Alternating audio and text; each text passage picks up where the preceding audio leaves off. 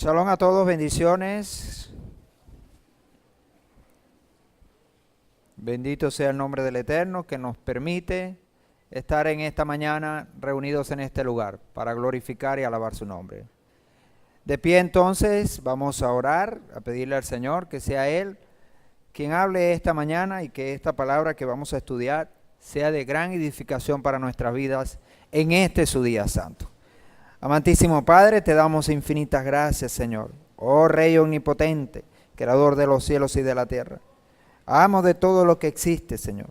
Tú eres el Rey sobre todas las cosas, Rey sobre nuestras vidas, Señor. Llegamos delante de ti, oh Padre Santo, juntos, reunidos en este lugar, para reverenciar, glorificar y alabar grandemente tu nombre, Señor, porque no hay otro como tú, Padre Santo.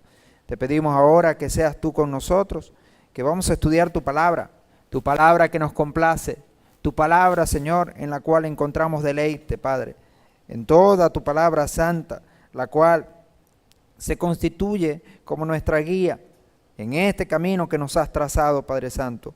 Te pedimos ahora que toda esta palabra que estudiemos en esta mañana sea de gran beneficio para nuestras vidas, Señor, que sea de beneplácito, Padre, que pueda ser de bendición en toda nuestra vida y en la vida de toda nuestra familia y en la vida de todo tu pueblo Israel, Padre. Bendícenos ahora y bendice a nuestros hermanos que todavía no han llegado. Bendice a aquellos, Señor, que están convalecientes, para que también esta palabra sea de bendición para todos y que todos podamos juntos caminar junto contigo, Señor, a través de tu palabra santa. Por los méritos de tu Hijo amado, nuestro Mashiach Yehoshua, te damos infinitas gracias, oh Señor, oh Rey del universo, y te bendecimos en esta mañana preciosa de Shabbat. Amén y amén. Pueden tomar asiento.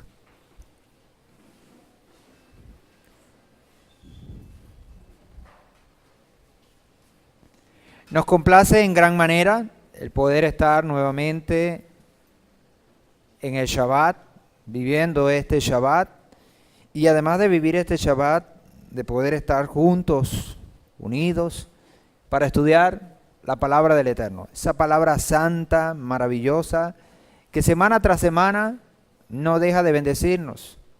Y a pesar de que la leemos y la volvemos a leer, siempre sigue siendo esa fuente inagotable de sabiduría, de bendición que el Señor ha ideado para nosotros. ¿Qué sería de nosotros si no tuviéramos la palabra? Si no tuviéramos esta guianza, esta bendición. Pronto nos hubiéramos perdido. Pronto nos habríamos regresado al camino de la maldad.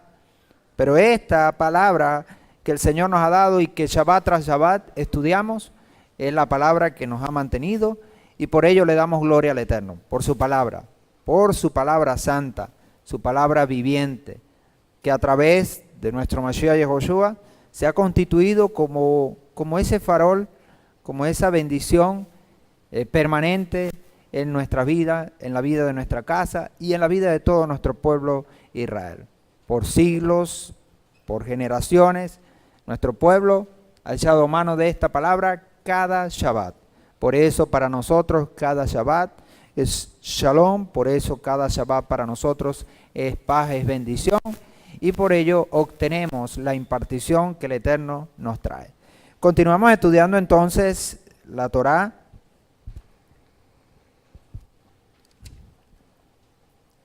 Estaremos revisando en esta mañana la porción número 5 en su primera parte.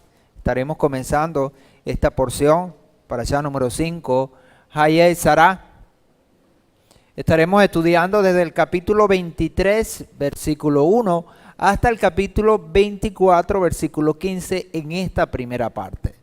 Los escritos apostólicos que estaremos leyendo será Juan, capítulo 14, versículo 15 al 26, y la Haftará, que ya la leímos, Primera de Reyes, capítulo 1, versículo 20. Son los textos entonces que estaremos hoy, básicamente, o como base, estudiando y leyendo. Además, por supuesto, de todos aquellos textos que el Eterno estará regalándonos y estará aportándonos para la edificación de nuestras vidas como creyentes. En medio de este tiempo, un tiempo difícil, pero que sabemos que con la ayuda de nuestro Padre, nuestro Elohim, perseveraremos y triunfaremos, venceremos, que es lo entonces que queremos a la hora de estudiar todas estas porciones de la Torá. Entonces tenemos allí todo lo que va a ser entonces esta porción de la Escritura.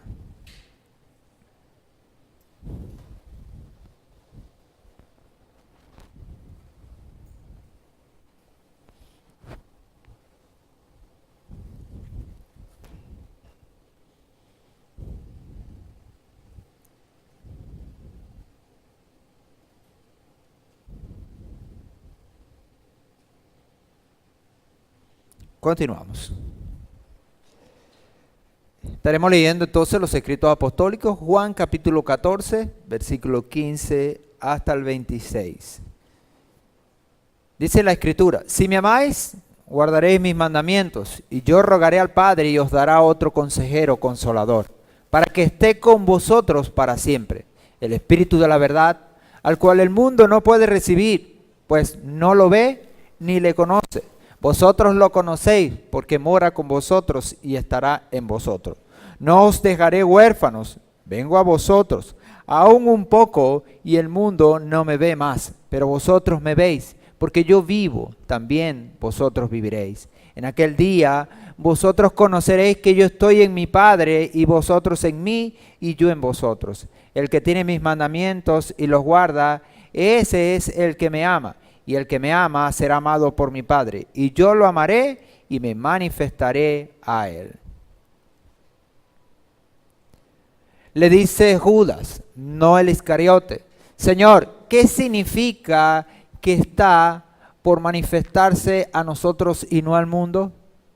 Respondiendo Yehoshua y le dijo: si alguno me ama, mi palabra guardará, y mi Padre lo amará, y vendremos a él y haremos morada con él. El que no me ama no guarda mis palabras, y la palabra que oís no es mía, sino del Padre que me envió. Estas cosas os he hablado estando con vosotros, pero el Espíritu de santidad, a quien el Padre enviará en mi nombre, Él os enseñará todas las cosas, y os recordará todo lo que os dije. Amén. Le damos gracias al Señor por esta palabra que nos muestra el plan del Eterno. Cómo el plan del Señor se ha dado. Ahora, esta palabra se relaciona con esta porción de la Torá, porque en esta porción de la Torá vemos cómo el plan del Eterno se está consumando. Ahora, ¿se consuma el plan del Eterno de qué manera? ¿Cómo? El plan del Eterno ha de consumarse en la vida de todos aquellos que son creyentes y seguidores del Señor. Ahora, cuando hablamos de creyentes dentro de la Escritura, el ejemplo clásico que la misma palabra nos muestra, ¿quién es?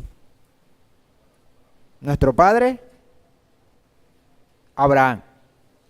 Y junto con él, por supuesto, su esposa, nuestra matriarca, Sara. A través de la vida de ellos y la vida de sus hijos y los dos hijos de sus hijos, hasta nosotros que somos creyentes, dice la Escritura, junto con Abraham, porque si creemos en Yehoshua, a quien el Señor envió, y que por medio de la palabra que Él nos ha traído, nosotros ahora también somos creyentes, también entonces en nosotros ese plan que ha venido cumpliéndose a lo largo y ancho de la historia y que empezó allá a gestarse de manera ya evidente a través de nuestro padre Abraham, como ya lo hemos visto en las porciones pasadas, lo vimos claramente en la porción Baerá, cómo se empezó ya a cumplir o a dar forma a todas aquellas promesas que el Señor había estado dando a Abraham, como ese primer creyente o ese creyente ya definido que va a traer la bendición a todo el mundo, a toda la familia de la tierra. Así también a nosotros que somos parte de esta, vamos a decir, casta espiritual, donde vamos nosotros a mostrar también y a continuar el plan del Eterno, como lo está diciendo entonces el Mesías Yehoshua a través de esta palabra que hemos leído en Juan capítulo 14, versículo 15 al 26. Terminamos la anterior porción de la Torá, porción 4, con el recuento de la promesa dada por Adonai a Abraham de multiplicar su descendencia y bendecirla. Eso a raíz de lo que Abraham había hecho. ¿Qué fue lo que hizo Abraham en ese capítulo 22 que marcó definitivamente la vida del creyente? Nada más y nada menos que lo que conocemos dentro del mundo judío o del judaísmo como la aquedá, la atadura de Isaac, el ofrecer a Isaac en el altar. Ahora vemos a Abraham y todo lo que hemos estudiado, cómo pasó esas 10 pruebas. Y esta 10ª prueba, que es la aquedá, el ofrecer a su propio hijo, es visto como el nivel más alto. Y llegar a ese nivel más alto de nuestro Padre le catapulta para recibir entonces esa bendición, para poder entonces ser receptor de esa promesa que el Eterno le dio, de multiplicar su descendencia y bendecirla. Entonces se da inmediatamente después que en el capítulo 22 él ofrece a Isaac en el altar. En esa devoción, el nivel máximo de devoción que nosotros podemos ver. Hemos estado hablando también esta semana, el 5º día, en la senda de los justos hablamos de devoción como una herramienta y un elemento importante en la vida del creyente. Y vemos a Abraham que se presenta como aquel que tiene una gran devoción al Eterno. Y este nivel de devoción que alcanzó nuestro Padre es interesante porque le lleva a dar a aquel que es lo más preciado para él, su único hijo. Cabe destacar que estudiamos en esa porción, al final, que el Señor le dice a Abraham que le sacrifique, que le ofrezca a su único hijo. Y uno dice único, pero si es que Abraham tenía hasta ese momento, ¿cuántos? 2.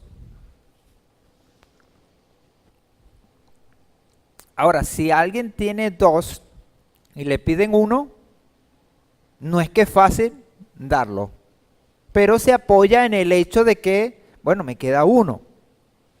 Pero fíjense que la Torá remarca y dice a tu único.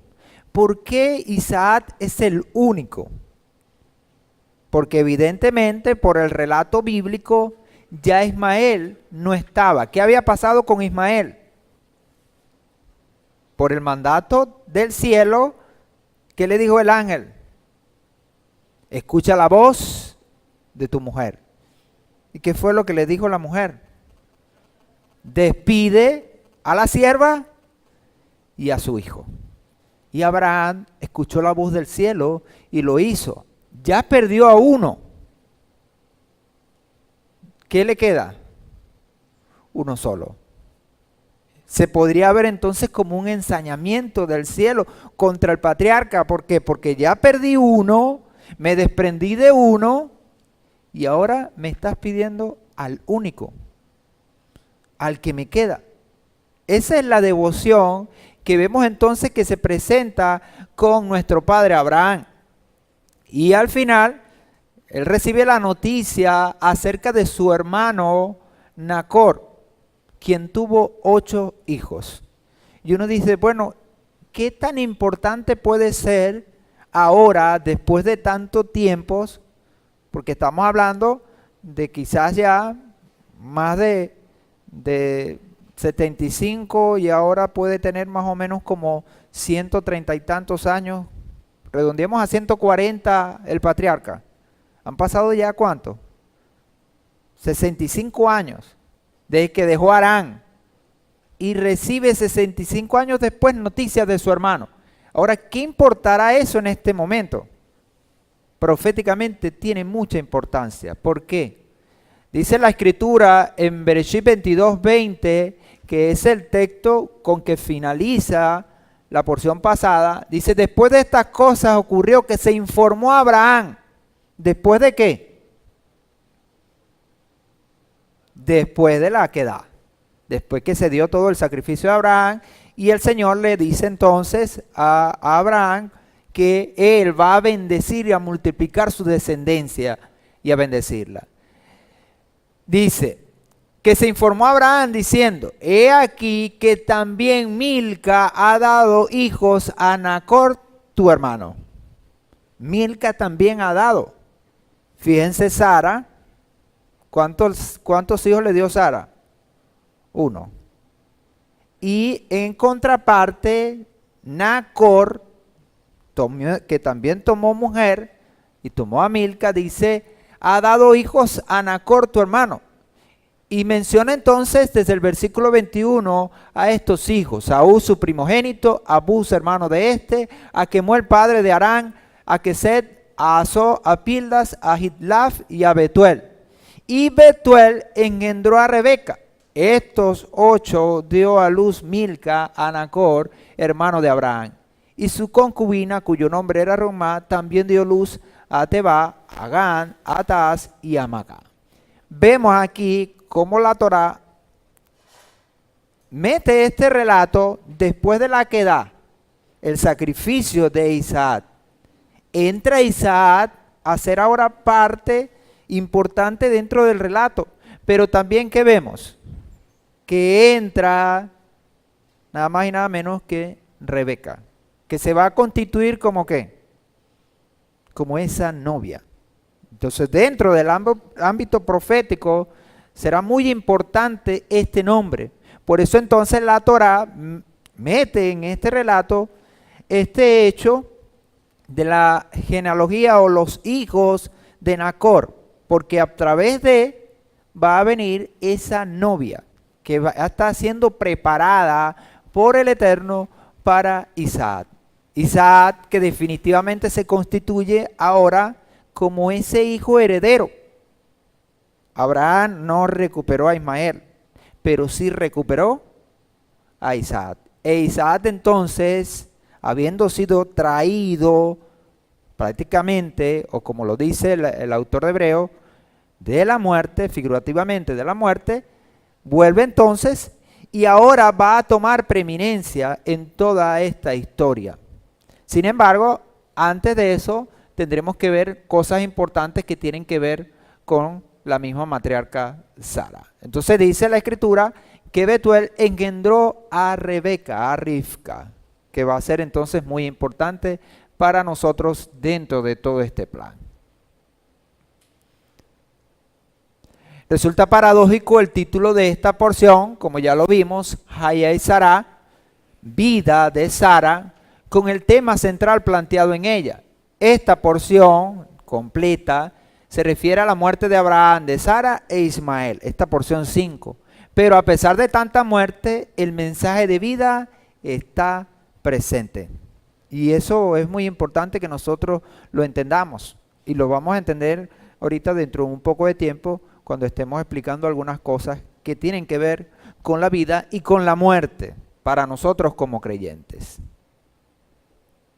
Los temas que estaremos viendo en esta porción será la vida, muerte de Sara, la evidencia como testimonio, la cueva de Macpelá, el siervo fiel, el consolador y las bodas del Cordero, Isaac y Rebeca.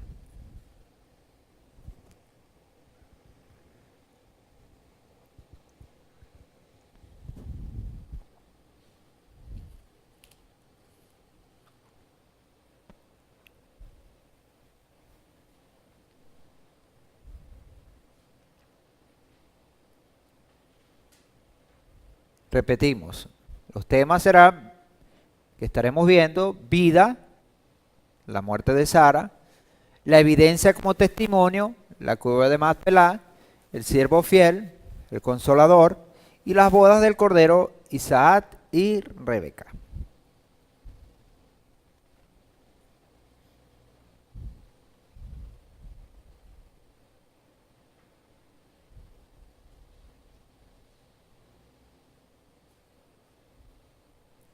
Avanzamos. En la parashá 4, Vaerá, en Génesis 22, 1, 24, Elohim entonces pone a prueba a nuestro padre, Abraham, pidiéndole que sacrifique a su único hijo sobre un altar en la tierra de Moriah.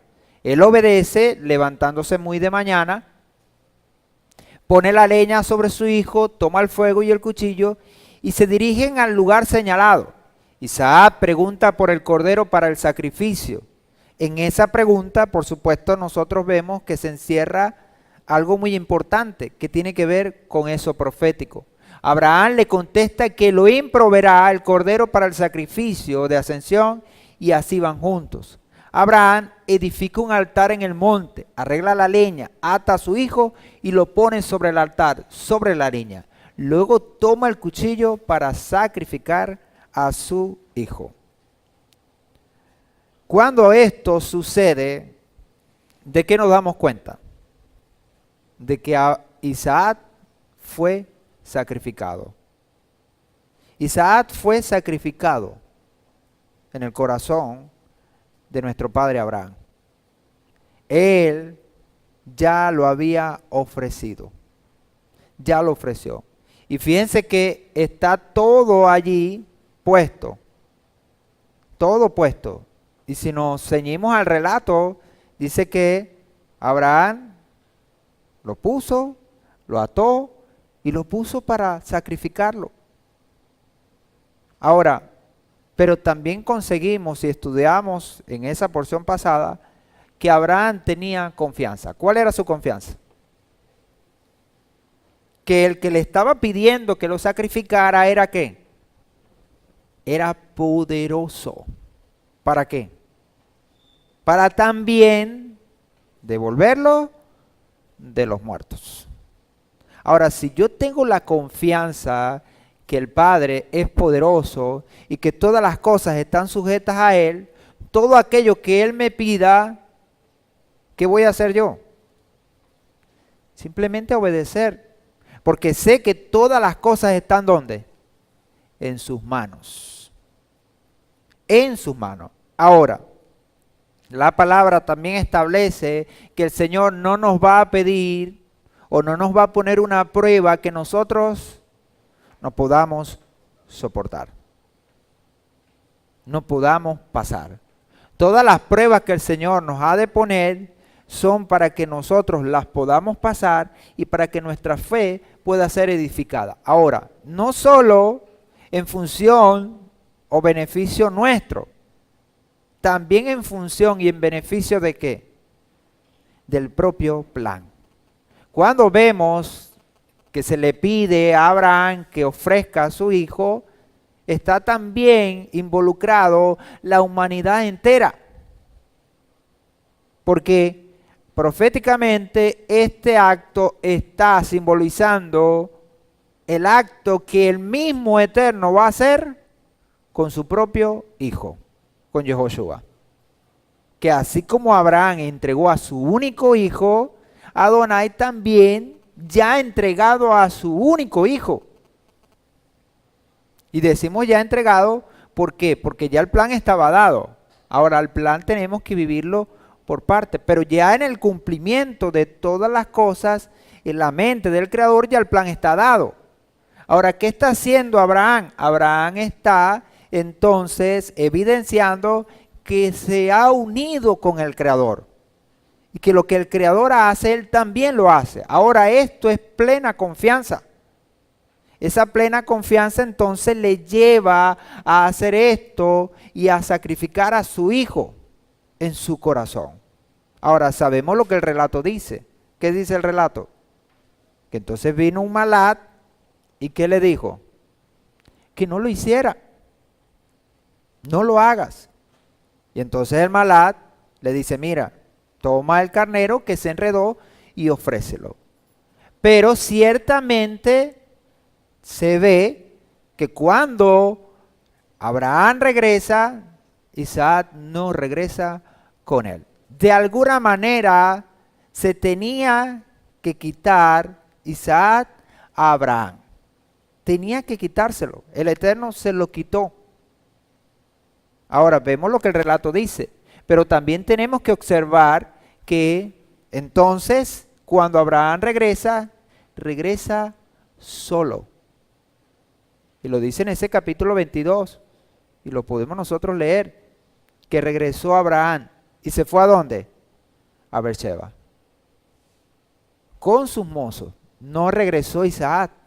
Isaac fue a otro lugar, a otro lado. Porque todo esto tiene que ver con la simbología de lo que tiene que ver con la redención de este mundo y la preparación del Mesías. Ahora, ante todo esto, entra entonces ahora, ¿verdad? Lo que tiene que ver con el relato de la vida de la matriarca de Sara. Entonces, luego el Malat llama por segunda vez transmitiendo las palabras del Eterno que prometen muchísima bendición y sobreabundancia de su descendencia, como veíamos al principio. En la descendencia de Abraham serán benditas todas las naciones de la tierra por causa de su obediencia. Luego vuelven a Beersheba y llegan noticias a oídos de Abraham que su hermano Nahor o Nacor ha recibido 8 hijos de su esposa, incluyendo una nieta de su hermano que es Rivka, que ya vimos entonces al principio que va a tener un protagonismo muy importante en todo esto. Ahora, vemos a Rivka, que va a entrar en la escena justo cuando se da la partida de ¿quién? De Sara.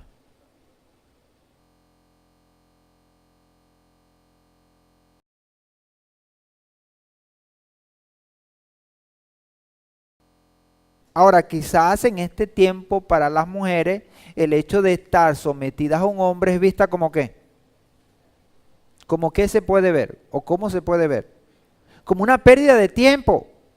Y eso se ve como anticuado y pasado de moda. Eso fue en la antigüedad, que la mujer estaba pisada. Es la comprensión natural de las cosas. Pero dentro del ámbito espiritual no se dan cuenta que cuando una mujer cumple su rol de mujer casada como la creyente Sara y puede en ese error ser apoyo de su marido, entonces ella puede ser más que exitosa. Puede ser parte del cumplimiento del plan del Eterno. Por eso entonces vemos cómo la Torá destaca el hecho de la vida de la matriarca. Y dice entonces el tiempo de vida. Y lo relata, 127 años. Para que se muestre de ahora en adelante para todas las hijas de Abraham, todas las hijas de Israel, como ejemplo. Para que siguiendo su ejemplo, entonces cada una de las mujeres de nuestro pueblo cumpla su labor y su función. Ahora, eso no ha sido difícil, porque si hay algo que en nuestro pueblo se ha cumplido, es la función y la labor de las mujeres. Siempre. Mientras que en muchas épocas el hombre quebró, el hombre cimbró, la mujer no. La mujer se ha mantenido. Ahora, ¿gracias a qué? A ese ejemplo. A ejemplos como el de Sara, que han sido como faros para que las mujeres en nuestro pueblo se constituyan como heroínas, si podemos usar esas palabras. Y heroínas muchas veces en tiempos de dificultad. Y lo vamos a ver en tiempos libertarios en Egipto. Como relata en nuestro pueblo que mientras los hombres perdieron la fe, en Egipto las mujeres guardaron la fe. Y en otros tiempos, por ejemplo en los tiempos de los jueces, tenemos a Débora, como en medio de un tiempo difícil para nuestro pueblo, esa mujer vino con fe, con fuerza. Y así, en otros tiempos, como lo relata la Escritura, de mujeres de fe, imitando a Sara, pero no tomando un lugar que no le corresponde, sino todo lo contrario, asumiendo el que le corresponde y cumpliéndolo con la fuerza que la misma Escritura le demanda. El hombre será juzgado y será juzgado según el rol que le compete. Asimismo, la mujer también será juzgada según el rol que le compete. No importa cuánto alguien pueda alcanzar en cuanto a lo material y alcanzar en este tiempo. Porque vemos, por ejemplo, en el ámbito político, cómo la mujer ha tomado ¿qué? Una fuerza tremenda. Pero lamentablemente ha perdido visión y ha perdido fuerza donde le compete. Como esa mujer casada respaldando a su marido para que éste vaya adelante. Una de las funciones de ustedes, mujeres valientes, es hacer que sus maridos sean como Abraham. Ahora, no es fácil. No es fácil porque el listón es alto, pero ustedes tienen que hacerlo. Tienen que hacerlo. Por ejemplo, imagínense a Sara cuando se le pide a Abraham que entregue a su hijo. El relato no muestra para nada que a Sara se haya enterado de que Abraham tenía que entregar a su hijo, ni muestra que Abraham se lo comunicó. Pero lo cierto es que Abraham fue y lo hizo. ¿Qué evidencia? A una mujer sujeta y sumisa. Abraham sabía que cuando él llegara no iba a tener un problema en su casa. Ahora, ¿por qué tener un problema? Porque muchas veces las decisiones que tomamos nosotros pueden generar problemas en la casa. Ahora, cuando usted, amado hermano, y yo, tomamos una decisión en función de ir a hacer la voluntad del Eterno y buscar tener mayor devoción al Señor y de ir en pos de levantar un altar en nuestra vida al Eterno, ¿qué deben hacer nuestras esposas? El apoyo debe ser irrestricto. El apoyo. Ahora, si una mujer ve que su esposo no está echando para adelante y que ve que no camina en las cosas espirituales, es deber de ella salvar la casa. ¿Cómo la va a salvar? Haciendo que su esposo camine. Por supuesto, para eso hay muchas formas adecuadas para realizarlo. Una de ellas es la oración. Yo me imagino a Sara siendo una mujer de oración. A pesar de sus dudas, a pesar de sus dificultades, a pesar de lo que vivió, porque sabemos que vivió momentos difíciles. Y en ese momento que ya vimos y estudiamos, cuando equivocadamente trajo a Agar a Abraham. Pero a pesar de la equivocación que podemos ver en la vida de Sara, que quería que su esposo triunfara, porque la promesa estaba atada a ¿qué? A un hijo. Ahora, si yo no se lo puedo dar, entonces yo voy a buscar la manera de dárselo. Por supuesto, aprendemos ahí que tenemos es que ir y hacer las cosas como el Señor las manda y ajustarnos al plan del Señor, no cambiar el plan del Señor nosotros. Dice 1 Pedro 3:5, porque así también se ataviaban en otro tiempo las santas mujeres. Eso de ataviaban en otro tiempo, ¿a qué sabe? A anticuado. Y la gente lo lee y ¿qué dice? Eso es en otro tiempo. Este tiempo ya no es así, las cosas han cambiado. Ahora, ¿qué nos demanda la Escritura? Que volvamos ¿a dónde? A la senda antigua. Que nos paremos en el camino, los caminos y preguntemos ¿por qué? Por la senda antigua. ¿Cómo es que era antes?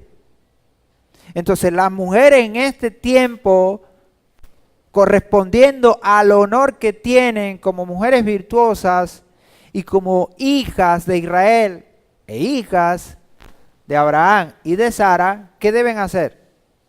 También pararse y preguntar por esa senda antigua. ¿Cómo es que era en otro tiempo? Cuando las mujeres santas dice que esperaban en Adonai, es decir, que confiaban en Adonai, estando sujetas a sus maridos. ¿Y qué dice? El versículo 6, como Sara. O Sara obedecía a Abraham.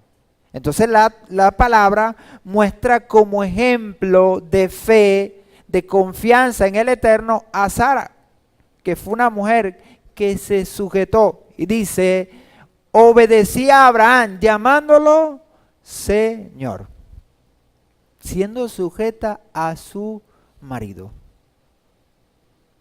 para que la palabra se cumpliera y para que el plan del Señor se cumpliera, de la cual vosotras fuisteis hechas hijas.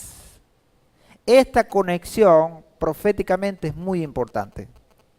La Torá nos muestra la vida de Sara para entender de qué estirpe vienen las mujeres de nuestro pueblo, para saber de qué están hechas. Ahora, si ustedes, mujeres, saben de qué están hechas, cuál es su esencia, esa esencia podrá entonces, ¿qué? Aflorar, podrá evidenciarse. Y como Sara, la creyente, entonces ustedes serán hijas, haciendo el bien, sin temer a ninguna amenaza. Hijas, haciendo el bien. Esa expresión, haciendo el bien, ¿a qué alude? A obedecer la Torá. Hacer el bien es obedecer la Torá. Y vaya que en la Torá y en los escritos tenemos evidencia de cómo es hacerlo bien. Hacerlo bien. Una mujer entonces, como Sara, es aquella que va a guardar los mandamientos y va a apegarse a su marido para cumplir el propósito del Eterno. Ahora, aquí el punto no es el marido en cuanto a la mujer. Aquí el punto, ¿quién es? El Eterno y el plan del Eterno. Entonces una mujer se somete o se sujeta a su marido no por causa del marido, sino por causa de ¿quién? Del Señor y del plan del Señor, para que esa mujer en el mundo venidero también tenga parte. Por supuesto, en el reino y en el mundo venidero tenga parte. Y no solo ella, sino también su marido. De hecho, vemos, por ejemplo, el apóstol Pablo escribiendo a las congregaciones donde tuvo la oportunidad de enseñar, de impartir y de enseñar la Torá. ¿Qué les dice? Que las mujeres que están casadas con hombres no creyentes, ¿qué les dice? Les aconseja que no se divorcien, sino que muestren ejemplo de fe, a ver si con su ejemplo, ¿qué va a pasar con su marido? Viene a creer también.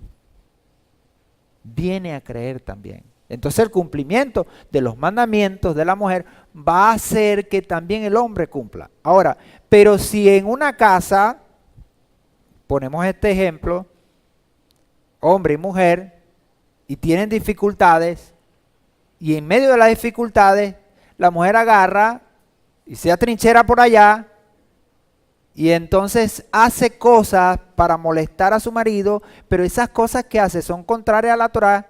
¿Qué es lo que está haciendo esa mujer? No está molestando a su marido, no está perturbando a su marido, ni le está cobrando quizás que el marido se porte mal. Lo que está haciendo es cavar su propia tumba. Cavar su propia tumba. Entonces, la mujer en nuestro pueblo se le ha entregado una sabiduría, Jomá, muy especial, para que puedan ver y discernir qué es lo que tienen que hacer. Así como lo hizo también Sara, que se demuestra como una mujer obediente, cumpliendo su rol de mujer casada, a pesar de pasar muchas dificultades y también humillaciones. Porque ¿a qué edad vino a tener un hijo? A los 90. 90. Imagínense, desde que se casó hasta 90 años, llevando ¿qué? Humillaciones. Pero allí se mantuvo en fe, creyéndole al Señor. Así también hoy nosotros tenemos que creer. Tanto hombres como mujeres tenemos que ser obedientes. El misterio de la fe se realiza en su corazón. Por medio de esta fe, la posición de la mujer es esencialmente ennoblecida, de modo que puede ser presentada como un modelo para las mujeres creyentes. Y tener entonces en ese modelo una fuerza para hacer las cosas y entender la visión espiritual más que la visión carnal. Puede que una mujer no alcance éxitos comerciales, políticos, pero si tiene su casa bien atendida y es una mujer sujeta y sumisa y es parte del avance espiritual de su casa, mira, ya es una mujer que ha cumplido con su rol. Esta se asegura tener entonces parte en el mundo venidero. Esta fe, sin embargo, se expresa a través del curso natural de los sucesos, es decir, en el diario vivir, entre problemas y problemas, entre dificultades y dificultades, entre éxitos y fracasos. Ahí es que se tiene que manifestar estas pruebas, como lo vemos en la vida de Sara, que fue una vida difícil, tener que dejar también su familia, porque la Torá no solo habla de que Abraham dejó su casa, Sara también tuvo que dejar su casa e ir en pos de todas las decisiones de su marido, a quien el Señor había puesto para que la guiara a ella. Entonces es una cosa difícil. Vemos todo esto. En realidad hay en la vida ordinaria la sustancia en la cual puede echar raíces y empezar a crecer. Esta fe perfecta, primero, le induce a conducirse en la capacidad de madre conforme a las ordenanzas de Adonai, como mujer casada y como madre, a cumplir su rol. Ahora, también podemos ver en este tiempo como muchas mujeres se quejan, se están quejando de lo que les toca. En nuestro pueblo una mujer no puede quejarse del rol que le tocó, ni el hombre tiene que quejarse de lo que le tocó.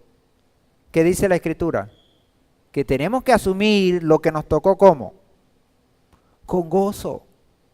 Y que lo que nos toca hacerlo, ¿de qué manera? Para el Señor, como un servicio de devoción al Eterno. Lo que nos toca a cada uno, tanto hombres como mujer, realizarlo de manera gozosa. Porque lo vamos a hacer en función del Eterno, del plan del Eterno en nuestras vidas. Y si a uno le tocó más y a otros menos, Baruch Hashem, bendito sea el Eterno. Ahora, ¿a quién tenemos que ir y quejarnos? Al Eterno. Y no podemos quejarnos contra Él. ¿Por qué? Porque la palabra establece que Él es bueno y grande es su misericordia. Lo que tenemos es que ir ante Él ¿cómo? ¿Cómo nos dice la Escritura que tenemos que ir ante el Señor? Con acción de gracias. No con quejas, sino más bien agradeciendo. Agradeciendo el lugar que nos ha puesto, el rol que nos ha dado y el trabajo que nos ha encomendado. Ahora, una persona que hace eso, la Escritura le denomina como una mujer o como un hombre o una mujer de fe. ¿Queremos ser nosotros hombres y mujeres de fe? Entonces, hagamos lo que nos toca como hizo nuestra matriarca. Ahora, eso no quiere decir que no vamos a fallar, porque Sara misma falló en algunos momentos. Pero también indica que a pesar de fallar, tenemos la oportunidad de ¿qué? De corregir. Y en la corrección va a venir con más fuerza la fe. Ahora, nosotros hemos pasado por estos meses difíciles. ¿Hacia dónde vamos? Hacia un sexto mes que evoca tiempos de ¿qué? De arrepentimiento. No podemos creer ni pensar que lo hemos hecho todo bien. Que cada uno en su rol ha tenido sus flaquezas y que ha tenido sus debilidades y sus caídas. Ahora, ¿qué tenemos que hacer? Proyectarnos los que queda hacia adelante. Ceñirnos al plan de Adonai y cumplir lo que nos toca como creyentes, tanto hombres como mujeres. Esta fe luego se fija en el hijo que había de nacer, en el caso entonces de nuestra matriarca. ¿Se fija en quién? No solo como esposa, sino también ahora como madre, en Isaac. Y de esta forma en el Mesías. Porque Isaac proyecta ¿a quién? Al Mesías. Quiere decir entonces que en el rol que le tocó, Sara estuvo siempre clara en que lo que estaba haciendo era por el cumplimiento del plan del Eterno para con este mundo. ¿Por qué? Porque el Señor escoge a Abraham, pero también escoge a Sara. ¿Para qué? Para que a través de ellos venga la bendición de este mundo. Bendición para nosotros también, que la hemos alcanzado a través de la fe en el Mesías. Así como la creyente Sara, que vio, que se le mostró también de esta forma al Mesías. No solo a Abraham, sino también a Sara. Entonces, cuando vemos en la Escritura el hecho de que alguien muere, como en el caso ahora de Sara, no lo podemos ver como una derrota, sino también lo podemos ver como, paradójicamente, como el triunfo del derrotado. Del derrotado. Dice la Escritura en 1 Corintios 15, 54. Y cuando esto corruptible se vista de incorrupción y esto mortal se vista de inmortalidad, entonces se cumplirá la palabra que ha sido escrita. La palabra que ha sido escrita, ¿qué evidencia? La firmeza del plan del Eterno. ¿Y qué dice esa palabra que ha sido escrita? Sorbida es la muerte en victoria. El hecho de la muerte de Sara, ¿qué va a traer? Victoria. ¿Por qué? Porque está muriendo una mujer de fe. Está partiendo una mujer de fe. Por eso entonces la Torah habla de la vida de Sara. De la vida de Sara. Y lo podemos ver entonces dentro de la Escritura. Por ejemplo, tenemos a los patriarcas, a las matriarcas, a Israel como nación, a Moisés y a los talmidín, es decir, discípulos del Mesías. Vemos cómo ellos tuvieron vidas difíciles y muchos de ellos murieron. ¿Y muchos murieron cómo? Trágicamente. Vemos a Israel como nación que históricamente, ¿qué le ha pasado al pueblo? Mira, pueblo que ha vivido dificultades a lo largo y ancho de su historia. A lo largo y ancho de su historia. Vemos al mismo Moisés, que también murió, desapareció.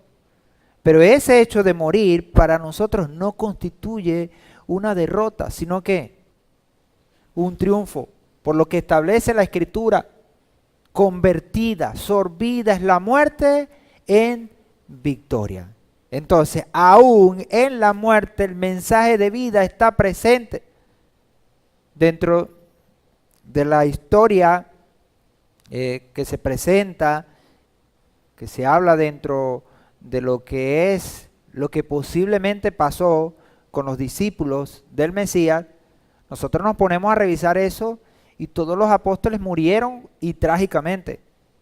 Se dice que el único que murió de causa natural fue el apóstol Juan. Pero el hecho de que haya muerto de causa natural no quiere decir que no sufrió. Porque, por ejemplo, cuando escribe Apocalipsis, ¿dónde estaba? Estaba desterrado. Y desde ese destierro escribió o recibió esa revelación de Apocalipsis, el libro de revelaciones. Vemos entonces que vivieron vidas difíciles, pero esto trae, a pesar de eso, el hecho de ganar, de poder recibir la victoria. Los conceptos entonces de triunfo y derrota pueden tener diferentes significados que dependen de la óptica desde donde se definan. A menudo el triunfo o éxito está asociado ¿a qué? A ganancias desde un ámbito material. Si una persona obtuvo mucho dinero, entonces es una persona exitosa. Y la derrota viene relacionado a la pérdida de las mismas, de lo material. Pero si observamos la vida de nuestros patriarcas y matriarcas y de todos los hombres y mujeres de fe, ¿podemos aplicar estos conceptos de la misma manera? Por supuesto que no, porque lo vemos desde un ámbito espiritual y no desde ese ámbito material. En la escritura misma tenemos algunos textos. Por ejemplo, el Mesías dice en Juan 11, 25, 26, respecto a la muerte de Lázaro, dice, y Yehoshua le dijo, yo soy la resurrección y la vida. El que cree en mí, aunque haya muerto, vivirá. El que cree en mí, aunque haya muerto, vivirá. Entonces, la muerte para el creyente no representa una derrota. ¿Qué representa? Un triunfo. Dice el Salmo 116, que preciada es la muerte de sus santos para Adonai. Salmo 116, que lo leemos también. Dice que preciada es la muerte de sus santos para Adonai. ¿Por qué? Porque no es una muerte definitiva. Es vista entonces en la Escritura como ¿qué? Como un dormir, como un reposar hasta que se manifieste la vida misma cuando venga Yehoshua. Y dice el versículo 26, y todo el que vive y cree en mí, de ningún modo morirá eternamente. ¿Crees esto? ¿Crees esto? La mujer no lo entendió mucho y le dijo, sí, yo sé que es así, pero es de esta manera. Dice, no, ¿crees? Verás la gloria de Adonai. La veremos. Veremos la gloria. Entonces dice, de ningún modo morirá. Entonces cuando hablamos de la muerte de Sara, simplemente no es una derrota, es un triunfo. Así la muerte de los patriarcas, de Abraham, de Isaac, de Jacob, de Moisés y de todos aquellos hombres de fe que ya han partido y de todos aquellos que faltamos todavía quizás por partir. Pero entendidos de que estando en el Señor y cumpliendo el rol en el Señor, entonces no es una derrota, es un logro, es una ganancia. Dice Lucas 20, 37, 38. Y en cuanto a que los muertos resucitan, Moisés también lo indicó en la zarza, cuando llama a Adonai, el Elohim de Abraham, Elohim de Isaac y Elohim de Jacob. ¿Y qué concluye en el 38? El mismo Mesías. Así que no es Elohim de muertos, sino de vivos, porque para él todos viven. Para él todos viven. En referencia a esa discusión que tenía el Mesías con los saduceos por la resurrección. Los saduceos decían, no hay resurrección. Y el Mesías, ¿qué les dijo? Ay, ¿ustedes entonces qué Torah están leyendo? Porque no dice la Torah cuando se le aparece el Eterno a Moisés en la zarza, cuando llama a Adonai el Elohim de Abraham, de Isaac y de Jacob. Elohim de cada uno de ellos. ¿Qué está diciendo? Él no es Elohim de muertos. Ahora, cuando se le aparece en la llama de la zarza, ¿dónde estaban ellos? ¿Dónde estaba Abraham, Isaac y Jacob? Ya tenían algún tiempecito ya que habían partido, que estaban muertos. Pero muertos físicamente, pero no espiritualmente. Ahora, ¿qué determina el triunfo? ¿La muerte física o la muerte o la vida espiritual? La vida espiritual. El hecho de que una persona pueda prevalecer en función de lo que hizo y de lo que vivió como creyente. Ahora, ¿esto en qué nos deja a nosotros? ¿Cómo lo podemos nosotros manejar en este tiempo? En que todo lo que nosotros hagamos en función de nuestra vida espiritual tiene una recompensa eterna. Ahora, con esto no estamos anulando el hecho de hacer cosas físicas o materiales. Lo que estamos diciendo es que en la balanza nosotros deberíamos poner las cosas y siempre la balanza tiene que inclinarse ¿hacia dónde? Hacia lo espiritual, porque es lo que va a permanecer. En palabras del apóstol Pablo, pongamos la mirada en las cosas que no se ven, porque las que se ven, ¿cómo son? Temporales, pero las que no se ven son eternas. Lo dice en 2 Corintios capítulo 4, que nosotros debemos buscar lo espiritual.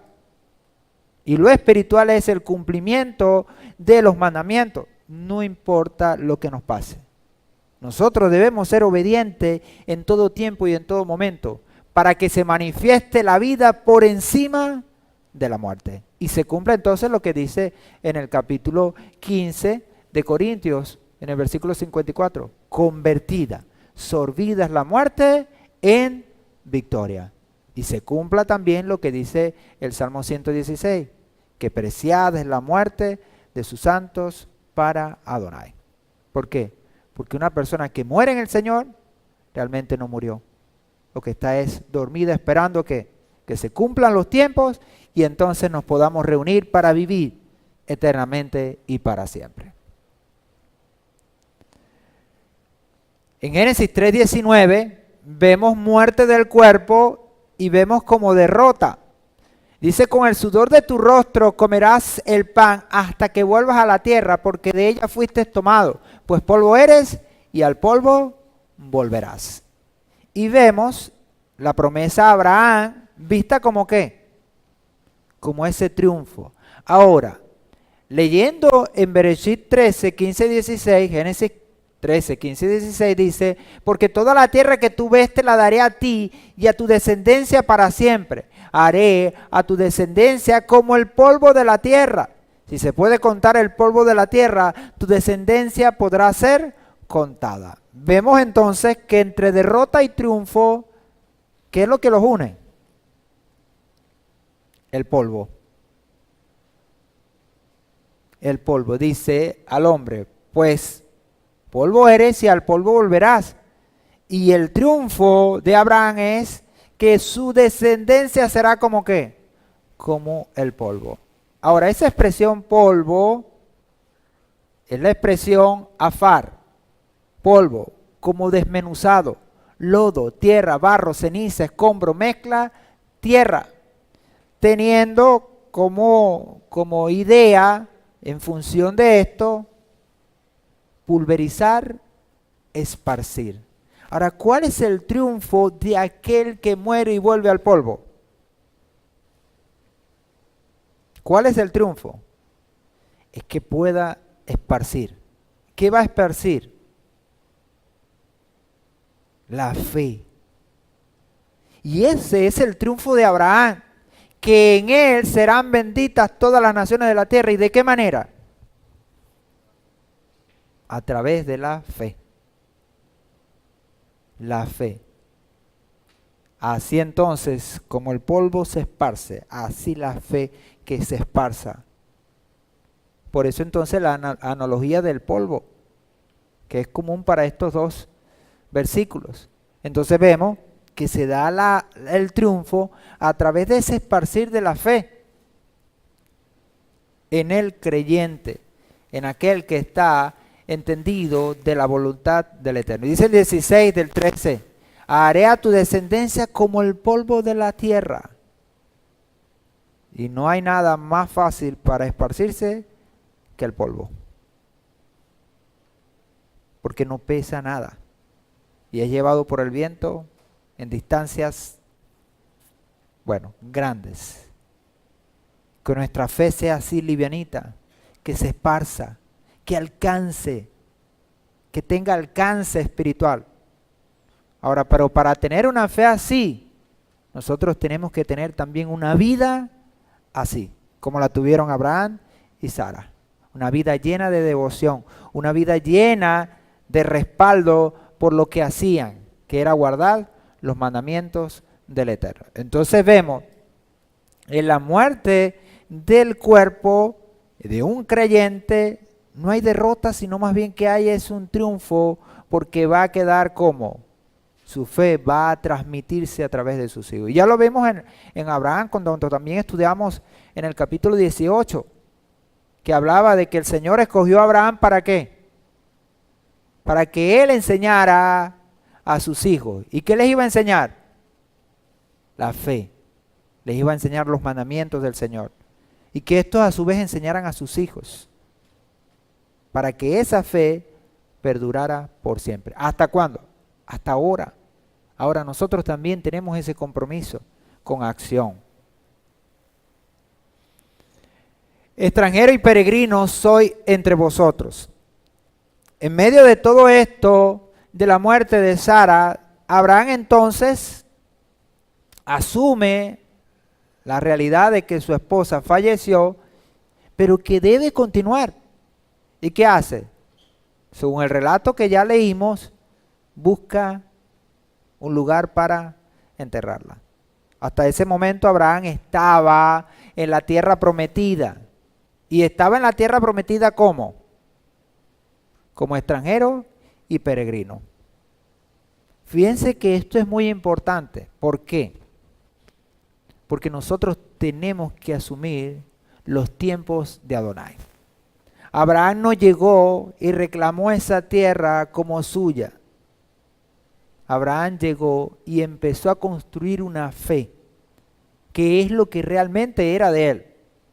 La tierra se le iba a dar por heredad. ¿Pero cuándo? A su tiempo y a su momento. Y él no lo precipitó.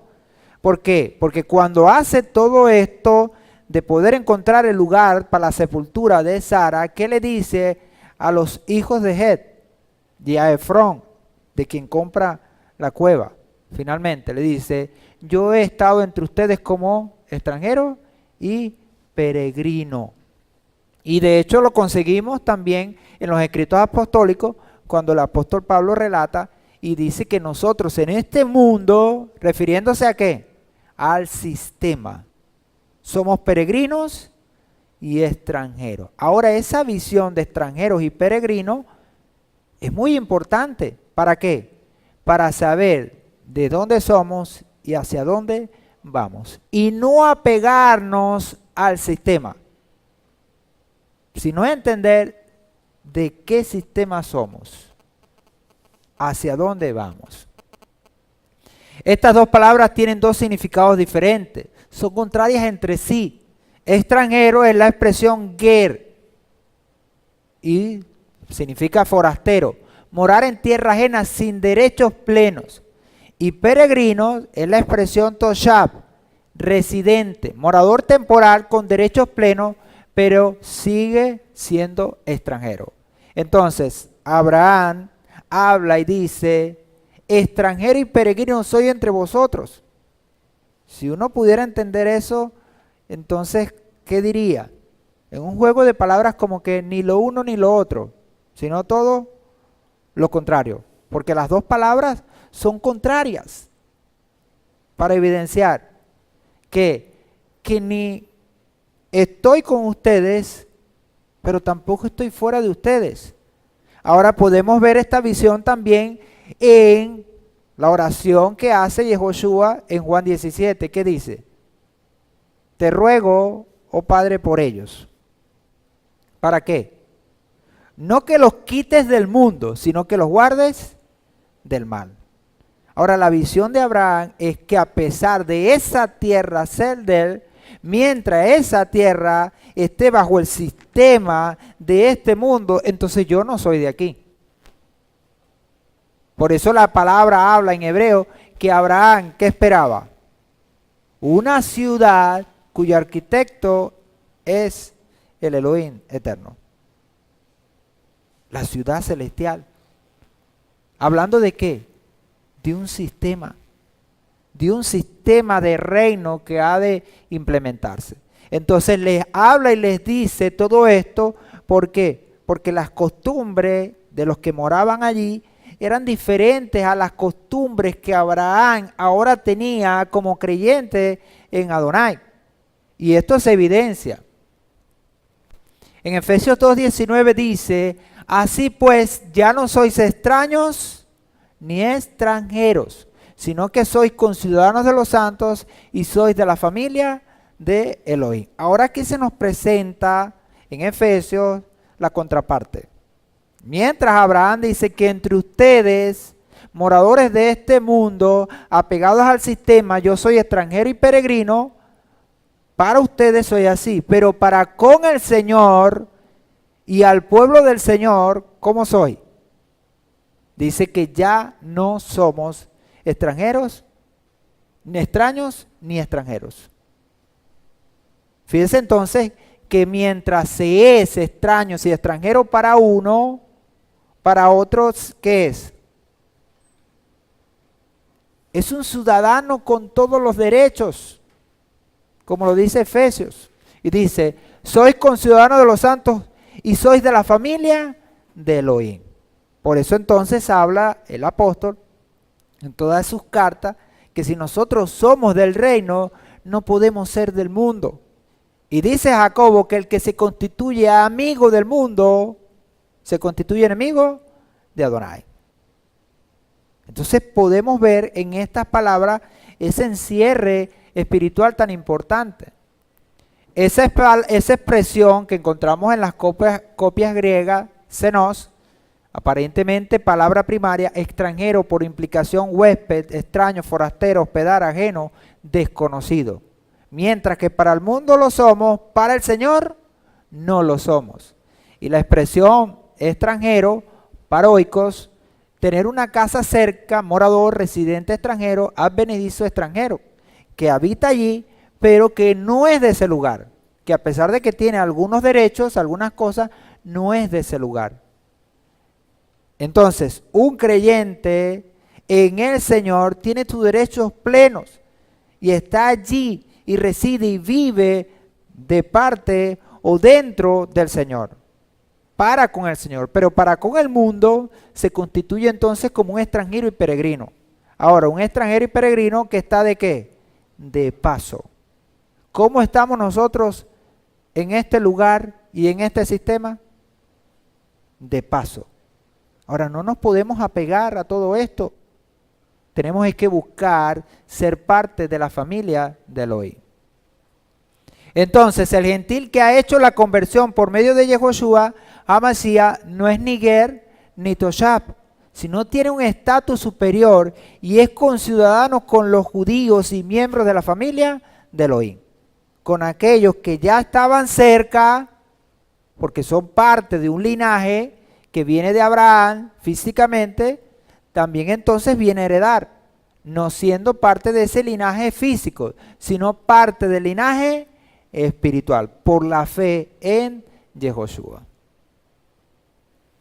Isaías 14:1 dice, sí, Adonai tendrá misericordia de Jacob, él volverá a escoger a Israel y los hará reposar en su propia tierra. Los extranjeros, Ger, se juntarán a ellos y se unirán a la casa de Jacob. Entonces el gentil que entra, visto como extranjero, ya no lo es, sino que es parte de Israel. Dice Romanos 11, que cuando entre la plenitud de todos los gentiles, todo Israel será salvo. Pero ese todo Israel ahora también contempla a quién, a aquel que fue visto como extranjero, pero que se unió por los méritos de Mashiach, ahora es parte del pueblo, parte de lo que es toda esta visión espiritual. Ahora, ¿cuál es el precio de nuestra paz? Porque si hablamos entonces de que éramos extranjeros y éramos advenedizos, pero que ahora en el Mesías somos parte del pueblo y eso nos ha traído a tener paz con Adonai, dice Romanos 5, versículo 1, ¿qué dice? Que en la justificación, o por medio de la justificación, en el Mesías nosotros tenemos paz para con Adonai. Pero ¿cuál es el precio de nuestra paz? ¿Qué se pagó? La muerte. La muerte es el precio de nuestra paz. Efesios 2, 14, 19 dice, porque Él es nuestra paz, que de ambos, ¿qué hizo? Uno. Y derribó la pared intermedia de separación, es decir, la enemistad, aboliendo en su carne la ley de los mandamientos dados en reglamento, para crear en sí mismo de los dos un solo nuevo hombre, haciendo la paz y reconciliar con Elohim a ambos en un solo cuerpo por medio de la cruz, matando en ella la enemistad, y vino y anunció las buenas nuevas de paz a vosotros que estabas lejos y paz a los que estaban cerca. Pues por medio de él, los unos y los otros, tenemos derecho a entrar por un mismo espíritu al Padre. Pues ya no sois extranjeros ni forasteros, sino que sois miembros o conciudadanos de los santos y miembros de la familia de Elohim. El precio de nuestra paz fue la muerte de Yehoshua. Fue la muerte. Ahora, la muerte de él se constituye entonces como la vida nuestra. Ahí el triunfo, entonces, ¿de qué? De la vida sobre la muerte. Entonces, nuestra paz, haciendo la paz, nueva de paz y paz, fue lo que vino a traer el Mesías con el sacrificio que hizo en el madero, como esa muerte redentora por todos aquellos que hemos de creer.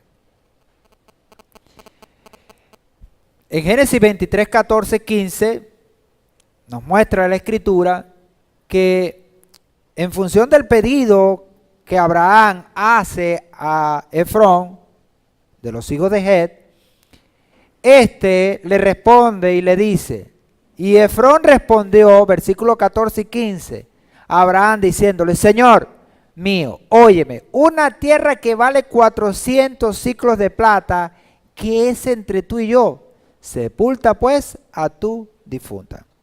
Según el relato, entonces Abraham le dice, mira, yo quiero que me vendan esta tierra. Y junto con la tierra, la cueva que está allí para usarla como sepultura o sepulcro para enterrar a mi esposa. De primera mano, ¿qué le dicen ellos? ¿Ah? No te la queremos vender, te la vamos a regalar. Conociendo a nuestro patriarca, ya había un antecedente. Entonces, ¿qué había? Había como esa disposición a que tú seas parte de nosotros, a que conciliemos, a que hagamos una amistad más estrecha. Eso es quizás lo que el mundo quiere y quizás lo que el mundo nos está llamando, a que cada día nos estrechemos más con él, y la estrechez con el mundo que va a traer, que perdamos la visión. Pero bendito sea el Eterno, que nuestro patriarca tenía una visión clara y no iba a dejar que lo material le afectara su visión. Ya lo vemos un antecedente, cuando en el capítulo 14 hubo aquella guerra que Abraham tuvo que intervenir para rescatar a Lot, y Abraham, por la mano poderosa del Eterno, derrota a esos reyes. Cuando vuelve de la derrota de Kedorlaomer y los reyes que estaban con él, ¿qué le dice el rey de Sodoma a Abraham?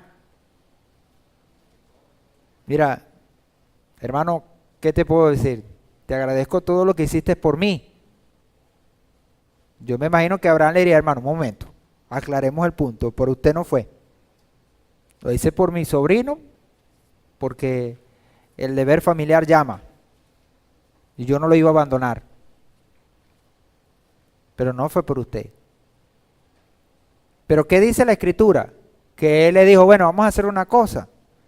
Agarra todos los bienes del botín y te los quedas para ti. Ahora, dentro de los derechos de guerra, eso es legal. Una persona que gana una guerra no solo gana la guerra, ¿qué gana con la guerra? El botín. Así que decir eso era ¿qué? Llover sobre mojado. Redundar, ¿qué me vas a ofrecer tú lo que no es tuyo? Porque tú lo perdiste ¿cuándo? Cuando tú perdiste la guerra, porque tú la perdiste. Ahí se evidenció. Más adelante, cuando se va a repartir la tierra, los de Moab estaban reclamando una tierra que habían perdido hace tiempo en una guerra. ¿Y qué le dicen los hijos de Israel? Pero si nosotros no te hemos quitado nada a ti. No, si es que esta tierra... ok, un momentico. Aclaremos el punto. Ya esa tierra pudo haber sido tuya, pero la perdiste en una guerra. Y nosotros no te quitamos nada. Quiere decir que no te afectamos en nada, le dijo Israel. Le dijo Israel a ellos. Entonces, ¿qué vas a pelear? ¿Qué vas a pedir? ¿Qué vas a decir? Si ya no es tuyo, la perdiste. ¿Y qué le dice? Bueno, quédate con el botín, con los bienes, pero devuélveme la gente. ¿Y qué le dice Abraham? Mira, aunque es legal que yo me quede con todo, yo renuncio a ese derecho legal y te lo devuelvo, porque no me interesan los bienes materiales de este mundo. De hecho, ¿cuánto tenía el patriarca? Mucho. Y lo vamos a ver ahorita. Cuando vaya Eliezer a buscar a Rivka y le diga entonces, en la porción que viene, será un poquito más interesante la historia porque entraremos en el punto de la llegada de él a la casa de Nahor, de Betuel. Pero ahí le dice, mira, mi amo, mi señor ha sido ¿qué? Bendecido con muchos bienes. Ahora, ¿cuál es el punto? Que Abraham no quiso conciliar con ellos. No hay concesión con este mundo. Por el principio, el que se constituye amigo de este mundo, se constituye enemigo de Adonai. Entonces, por eso yo nada que ver con ustedes. Lo necesario. ¿Y qué agarró? Le dijo, toma la gente y también toma todos los bienes, excepto el que tomaron los que vinieron conmigo, que me acompañaron. Ellos no tienen el por qué renunciar a sus derechos.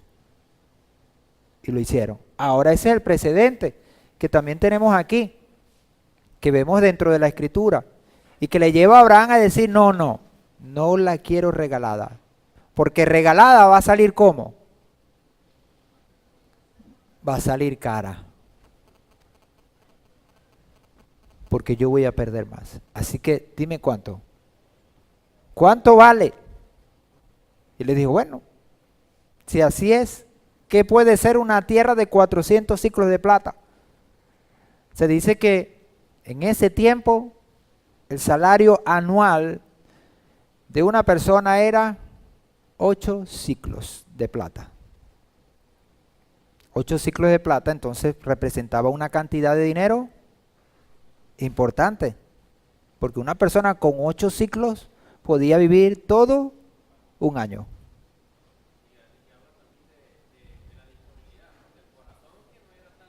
Apegado a la material.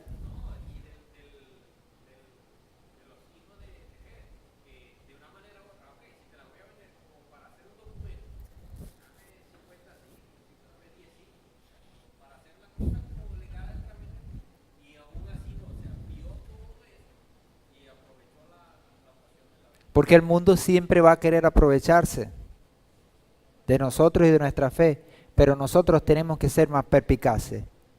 8. Si nosotros dividimos 400 entre 8, ¿cuánto nos da?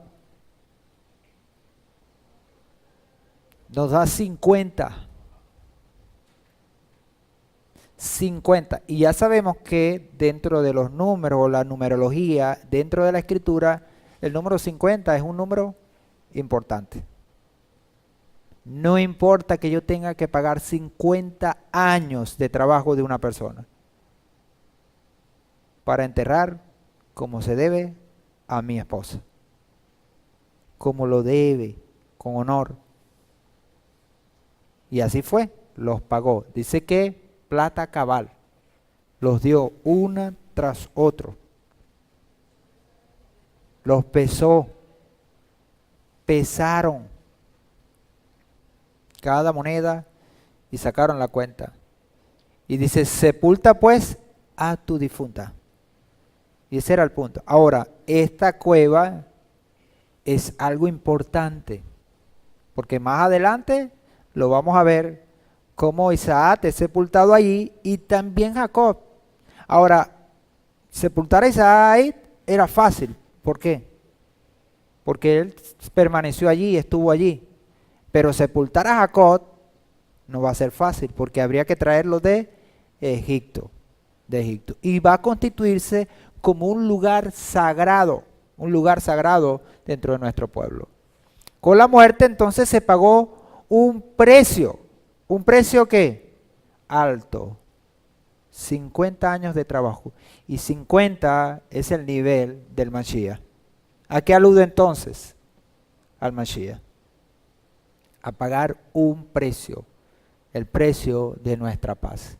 Sepultura de Sara y el precio de nuestra paz. Entonces, el hecho de sepultar a Sara, entonces también nos conecta con el precio de nuestra paz. Por eso entonces, ¿qué dice la Escritura en Romanos 8, versículo 31? El que no escatimó, sino que pagó. No le importó pagar ¿qué? Dinero. Una gran cantidad de dinero. Dice, el que no escatimó ni a su propio hijo, sino que lo entregó por todos nosotros. ¿Para qué? Para que fuese el precio que se pagó por nuestra paz. Isaías 53:5, que lo hemos leído mucho, dice, pero él fue traspasado por nuestras transgresiones, molido por nuestros pecados. El precio de nuestra paz cayó sobre él, y por su herida fuimos nosotros sanados. No podemos olvidarlo. Y si hay algo que necesitamos recordar en este tiempo donde tenemos que tener más fe por todo lo que estamos viviendo, y lo he dicho constantemente en estos días que hemos tenido oportunidad de poder estar enseñando, si ayer tuvimos fe, hoy tenemos que tener más fe, pero una fe que no olvide de dónde viene, que lo que hoy nosotros tenemos es porque alguien pagó un precio alto, que nos mantiene a nosotros en la carrera, que nos mantiene a nosotros en la fe. Y esa base de fe no la podemos olvidar, amados hermanos. El precio de nuestra paz cayó sobre él. Quiere decir que es en Adonai en que nosotros podemos refugiarnos, porque Él es el que lo ha hecho. Él ha pagado por nosotros. Él nos ha rescatado. Nuestra redención viene ¿de dónde? De los cielos. Ahora, ¿de dónde vendrá nuestra redención? La que está por llegar, del Eterno. Seguirá viniendo como algo que está y siempre estará entre nosotros. 1 Corintios 6:20 dice, porque fuiste comprados por precio, de manera que como hemos sido comprados por precio, ¿qué debemos hacer? Glorificad pues, o glorificad por tanto a Elohim en vuestro cuerpo. Debemos entonces darle gloria a nuestro Padre. Ahora, no solo con los labios, sino con nuestras acciones. Nuestras acciones tienen que evidenciar que hemos valorado ese precio que se ha pagado por nosotros. Romanos 12, 1, 2. ¿De qué manera entonces podemos evidenciarlo? Dice como el versículo 1 y 2 de Romanos 12. Así que hermanos, os exhorto por la gran misericordia de Elohim que presentéis vuestros cuerpos como sacrificio vivo, santo, agradable al Eterno, que es vuestro servicio racional. No os adaptéis al mundo, sino sed transformados por la renovación de la mente, para que comprobéis cuál es la voluntad de Elohim, lo bueno, lo aceptable y lo perfecto. ¿Qué debemos hacer? Glorificar en nuestro cuerpo. ¿De qué manera? Presentándolo como sacrificio vivo, en devoción al Eterno, en acciones concretas que demuestren tu fe y la mía. Y eso lo necesitamos. Ahora, ¿qué va a hacer el mundo? El mundo va a venir con fuerza contra nosotros. Y se va a cumplir lo que la Escritura dice. El justo con dificultad se salva. No esperemos que la salvación va a ser fácil. Y que ahora lo que va a venir va a ser fácil. No, va a ser difícil. Pero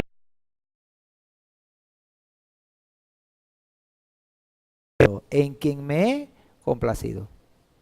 Entonces Isaac representa ese hijo amado. Ahí nada, lo tuvo en la vejez. Y que lo ofreció en sacrificio y fue devuelto de la muerte, figuradamente, como dice el autor de Hebreo. ¿Qué representaba entonces para Abraham? Su mayor tesoro. El tesoro de tener en él las promesas del Eterno. ¿Y qué representa el Mesías para el Eterno? La salvación nuestra. La salvación nuestra. Para eso, o eso representa el Mesías para el Eterno. Según de Corintios 11, 2. Porque os celo con celo de Elohim, pues os desposé con un solo esposo, para presentaros como una virgen pura a Mashiach. Así como Rivka fue presentada como una virgen pura, así también nosotros debemos ser presentados al Mashiach en su segunda venida. ¿Para qué? Para que se den las bodas del Cordero. Ahora, este es algo que tenemos que hacer todos los días de nuestra vida. Génesis 2:18 dijo, y dijo Adonai a Elohim, no es bueno que el hombre esté solo, le haré ayuda semejante a él. Fíjense, estaba Isaac, heredero de todas las cosas, ¿y qué hizo su padre? Le buscó su ayuda idónea. Ahora, ¿para qué? Para que en todo el plan del Eterno se cumpla. Porque ¿cuál es la voluntad del Eterno? Dice, no es bueno que el hombre esté solo. Para eso entonces, ¿qué hizo el Eterno? Tomó a la mujer, ¿verdad? De las costillas del hombre, del costado del hombre, y la hizo. Y se la entregó al hombre como ayuda idónea. Para que el hombre no esté solo. Ahora, puede que la mujer hoy en día esté pensando que puede ser exitosa sin el hombre, pero también, tristemente, hay hombres que están pensando que pueden ser exitosos sin la mujer y que no necesitan una mujer para ser exitosos. Y aún teniéndola, no la valoran. Tenemos que nosotros como hombres valorar a nuestras esposas, porque son parte vital del plan del Eterno, y lo estamos evidenciando. Abraham, un hombre con visión, antes de morir, ¿qué hizo? Arregló que su hijo se casara. ¿Y se casara con quién? Con la mujer más adecuada para él. Por eso le dijo, no vas a tomar mujeres de aquí, de Canaán, porque todas tienen costumbres malas y no representan nada. Vas a ir a buscar una mujer en la casa de mi padre, allá, aquí mi hermano, porque ya el Señor lo había revelado. Y es evidente porque cuando Eliezer llega, y lo vamos a ver en las porciones que vienen, llega allá, ¿qué le dicen? En este caso, el papá y el hermano de la muchacha. Bueno, si esto es voluntad de Adonai, que así sea. Ellos entendieron que Rivka debía ir a Isaac porque era la voluntad de ¿quién? No de Abraham. Era la voluntad de ¿quién? De Adonai.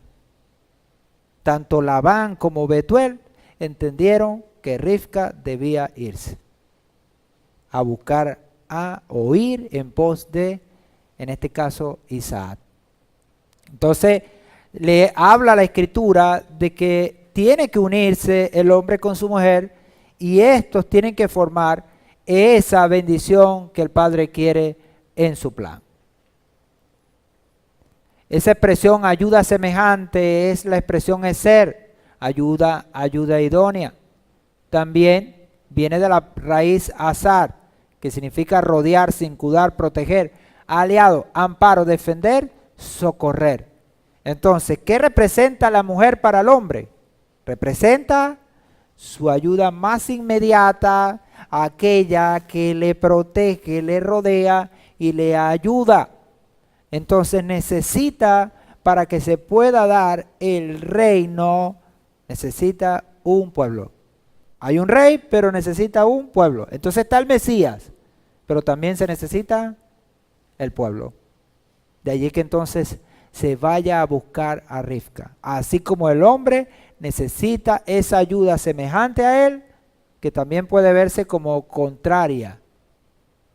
Pero contraria porque es la que le va a complementar en cuanto a lo que le falta. Esa expresión semejante es neguet, frente, aparte, opuesta, contraparte o cónyuge, en contra de o antes, adelante, delante, desde, en dirección a, enfrente, lejos de, en presencia, vista. De ahí entonces que ayuda semejante ese ser neguet como aquella que le rodea y muchas veces en contra del mismo, de la naturaleza del hombre, para ayudarle a ir y poder triunfar. Y muchas veces nosotros como hombres no lo entendemos. Y vemos a nuestras esposas como ¿qué? Como enemigos. Y ahí es donde el matrimonio, ¿qué pasa? Se acaba. Ahora nosotros tenemos que ver más allá de lo que está a la vista y entender que quien quiere acabar nuestros matrimonios, ¿quién es? El enemigo, no es el Eterno. El Eterno quiere que se afirmen los matrimonios. Esta expresión viene de la raíz nagat, que es afrontar, oponerse firmemente. Entonces es visto también como una ayuda contraria, pero que le va a aportar lo que a él le falta. Juan 14:26 dice, mas el consejero, el Ruach HaKodesh, a quien el Padre enviará en mi nombre, él les enseñará todo. Esto es, él les recordará todo lo que yo los he dicho. Entonces, él es visto como aquel que viene a aportar, hablando del Ruach HaKodesh, de esa ayuda, de ese consolador. Entonces, el Espíritu de Santidad como garantía. Entonces, Abraham como padre, el Espíritu de Santidad como garantía. Efesios 1:13 dice, en él también vosotros, habiendo oído la palabra de verdad, la promesa de la redención para nuestra salvación, y habiendo creído en él, fuiste sellados con la Ruach HaKodesh de la promesa. Viene a ser entonces como esa garantía. Eso que va a demostrar el testimonio de que somos del Eterno y que andamos con el Eterno. Romanos 14:17 dice, porque el reino de Elohim no consiste en comida ni bebida, sino en justicia, paz y gozo en el Espíritu Santo o Espíritu de santidad. Y dice el Salmo 94, versículos 14 al 19 y 22, porque no abandonará a su pueblo Adonai, ni desamparará su heredad, porque el juicio retornará a la justicia y todos los rectos de corazón irán en pos de ella. ¿Quién se levantará contra mí, por mí contra los malignos? ¿Quién se mantendrá en pie por mí contra los que hacen iniquidad? Si no me ayudara, entonces vemos que la visión es que el Eterno siempre nos va a mandar ¿qué? Ayuda. Entonces, en este caso también la mujer va a representar esa ayuda a aquella que va a venir a consolar, a ayudar al marido. porque representa también a ese espíritu de santidad que viene de parte del Eterno.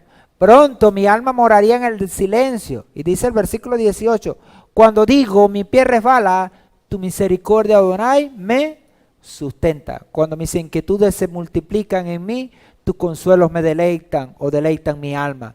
Pero Adonai me ha sido por refugio, mi Elohim por roca de mi confianza.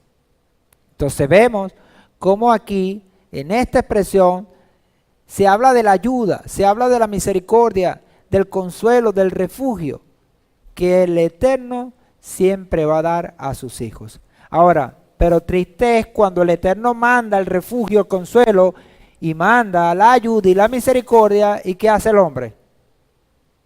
La rechaza, no la valora. Y en todo esto nosotros en este tiempo tenemos que valorar la ayuda que el Eterno nos está dando. Por eso tenemos que valorar a nuestras esposas, valorar lo que el Eterno está haciendo por nosotros en este tiempo.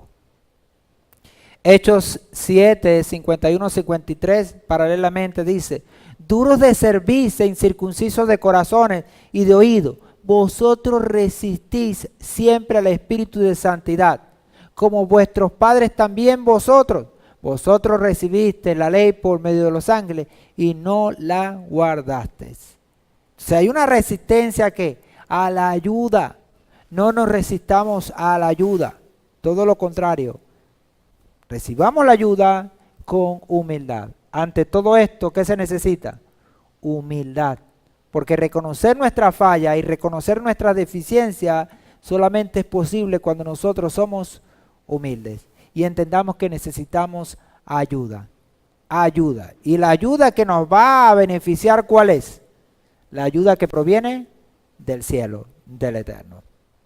Lucas 12:10, y todo aquel que diga una palabra contra el Hijo del Hombre le será perdonado, pero al que blasfemó contra el Espíritu de Santidad no le será perdonado. ¿A qué se refiere? Es que no podemos hablar en contra de la provisión del Eterno. Si nosotros nos constituimos en contra de la provisión del Eterno, nos estamos constituyendo enemigos del Eterno.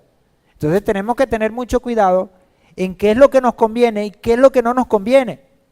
Y lo que nos conviene, abrazarlo, valorarlo. Pero para eso necesitamos discernimiento, sabiduría, biná y da'at, que estuvimos estudiando esta semana en la senda de los justos, para que tengamos una vida de devoción y podamos entonces tener una relación adecuada con el Eterno. Juan 14:26, pero el Espíritu de Santidad a quien el Padre enviará en mi nombre, Él os enseñará todas las cosas y os recordará todo lo que os dije. Entonces habla de que Él va a enseñar todas las cosas y que Él va a recordar todo lo que Él nos dijo, como ese enviado que va a proporcionar la ayuda para que el creyente pueda surgir, caminar y se cumpla el plan del Eterno. Como Rebeca fue una joven pura, así también la novia del Mesías es una joven pura, que no se ha contaminado con otros, como está escrito en 2 Corintios 11:2. Porque celoso estoy de vosotros con celo de Elohim, pues os desposé a un esposo para presentaros como virgen pura al Mesías. Entonces Rebeca es esa esposa, esa novia pura que tiene que presentarse delante del novio. ¿Y quién es Rebeca entonces? Nosotros, que hemos recibido la ayuda del Eterno para poder limpiarnos de la contaminación de este mundo. Apocalipsis 14:4-5. Estos son los que no se han contaminado con mujeres, pues son vírgenes. Estos son los que siguen al Cordero a donde quiera que va. Estos han sido rescatados entre los hombres como primicias para Elohim y para el Cordero. En su boca no fue hallado engaño, ni están sin mancha. Y Génesis 24:10. Entonces el siervo tomó 10 camellos de entre los camellos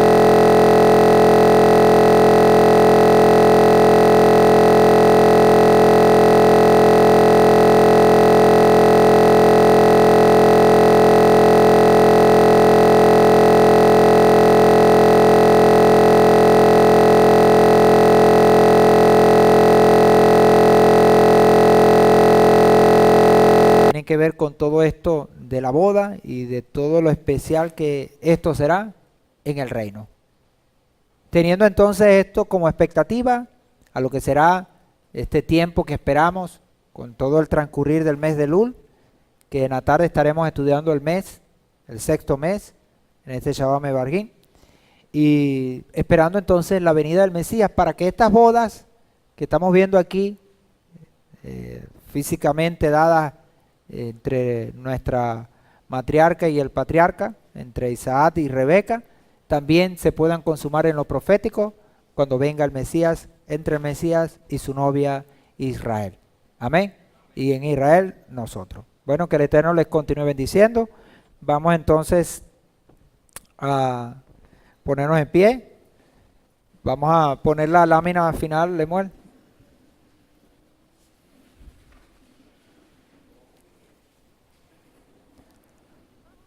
Y nos estaremos viendo entonces a las 3 de la tarde.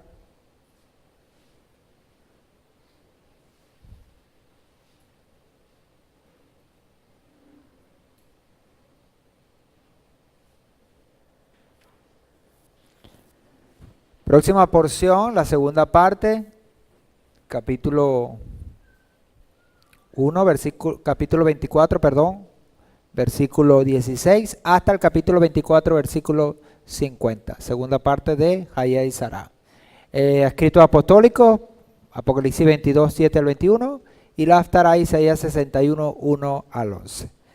Amantísimo Padre, te damos infinitas gracias por toda la bendición que nos has dado en este tiempo, de poder estudiar tu palabra y de todos los ejemplos de fe y de bendición que hemos tenido en esta mañana. Gracias, Señor, por la herencia que nos has dado, por nuestros patriarcas, por nuestras matriarcas, por toda la bondad que has tenido para con nosotros, aún siendo nosotros lejos o lejanos de ti, tú nos has acercado por medio de Yehoshua y podemos hoy ser parte de tu pueblo Israel. Te damos infinitas gracias y te bendecimos. Te pedimos que nos lleves con bien a nuestras casas, quienes vayan a salir, y que te quedes también con todos los que aquí se van a quedar, para que sea de bendición lo que resta de este día y todos podamos seguir siendo edificados. Por los méritos de tu Hijo amado, Yehoshua, te pedimos, Señor, que bendigas, santificas estos alimentos que vamos también ahora a tomar, para que sean de gran bendición en este tu día santo. Por los méritos de tu Hijo amado Yehoshua, te damos infinitas gracias y te bendecimos. Amén y amén.